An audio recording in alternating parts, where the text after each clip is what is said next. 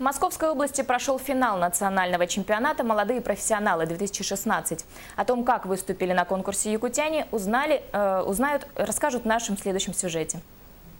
На площадках международного выставочного центра «Крокус-Экспо» соревновались сотни начинающих специалистов в различных отраслях.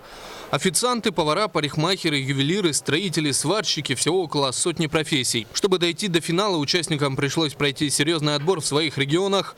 Лучшие приехали в Москву. В составе дальневосточной команды Республику Саха-Якутия представили 13 молодых профессионалов в разных соревновательных компетенциях. Конкуренцию участникам со всей России составили и представители других стран. Я думаю, что всем, многим нашим, не только представителям Якутии, но и Российской Федерации есть у кого учиться. И я думаю, что вот такие соревнования, конечно, они подтягивают вообще систему профессионального образования. И сегодня система должна быть реформирована.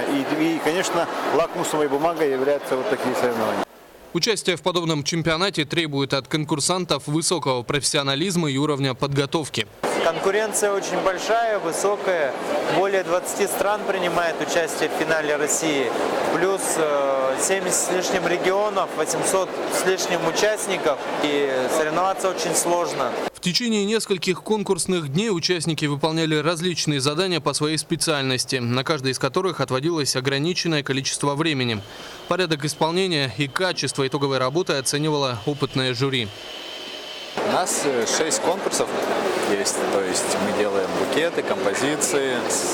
Сегодня делали, первое задание у нас было, это украшение для невесты, второе будет буквально через несколько минут начнется, это сервировка свадебного стола. Долгая интенсивная работа чемпионата закончилась подведением итогов. Представители Якутии успешно выступили, завоевав в финале 2 золотые и 3 серебряные медали. Теперь победителям предстоит представить Россию на 2 международных турнирах. Александр Лысак, Наталья Сазонова, Екатерина Карпенко, НВК «Саха», Москва.